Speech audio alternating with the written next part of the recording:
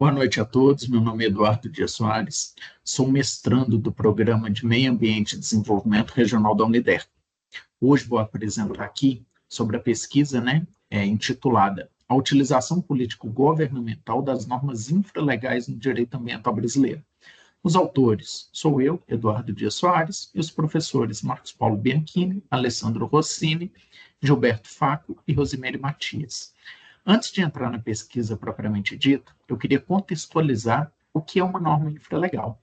Então, para isso, vamos imaginar que uma determinada lei ela diz que usar entorpecentes é crime.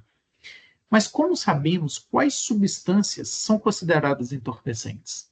Bem, essa resposta ela se dá através de uma consulta de uma portaria do Ministério da Saúde. Então, nessa portaria que vai dizer o que é entorpecente e o que não é. Ou seja, uma portaria nada mais é do que uma norma infralegal, que é o objeto desse estudo. Ou seja, é como se a lei desse a regra geral, mas que a norma infralegal que vai detalhar como ela deve ser aplicada. E é justamente sobre esse tipo de norma que vai tratar a nossa pesquisa.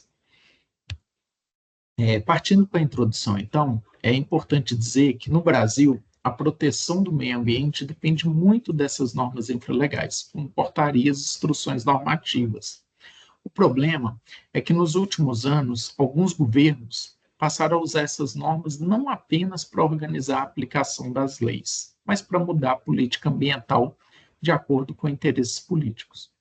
Isso enfraqueceu órgãos, como o ICMBio, o CONAMA, e reduziu a participação da sociedade nas decisões. De que forma que reduziu? Veja, uma lei, para ser sancionada, ela, no mínimo, passa pela Câmara dos Deputados e pelo Senado, que nada mais são do que representantes do povo.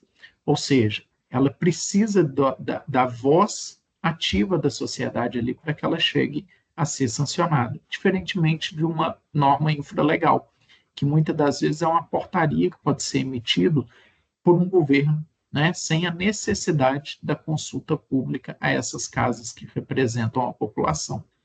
Então, o objetivo da pesquisa é investigar de que forma essas normas infralegais estão sendo usadas para alterar as regras ambientais, sem debate público, e de que forma esses impactos dessas práticas elas têm afetado a proteção ambiental. Como metodologia da pesquisa, foi utilizada uma abordagem qualitativa, analisando documentos e atos normativos publicados entre o período de 2019 e 2020 por órgãos ambientais, como o Ministério do Meio Ambiente, o IBAMA e o ICMBio. Também utilizamos doutrinas jurídicas que discutem a função e os limites dessas normas, além de relatórios do Instituto de Estudos Socioeconômicos. Quais os resultados que a gente chegou? Bem, o que encontramos foi bem preocupante. Entre 524 atos normativos analisados, 48 apresentaram risco alto para a proteção ambiental. Eles serviram, por exemplo, para enfraquecer a autonomia de órgãos técnicos, reduzir a participação da sociedade e concentrar mais poder nas mãos de cargos públicos.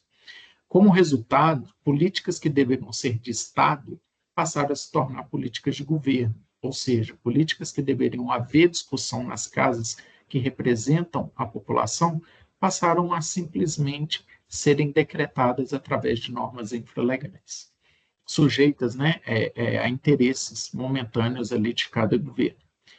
Isso, o que a gente percebeu através da pesquisa, que isso gera muita insegurança jurídica, compromete, de forma geral, a proteção ambiental.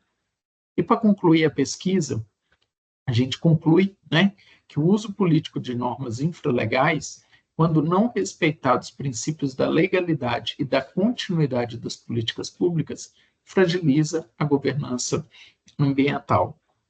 Ou seja, é urgente reforçar que mecanismos de controle e transparência para que essas normas voltem a cumprir o seu papel de detalhar a lei e não de substituir a própria lei.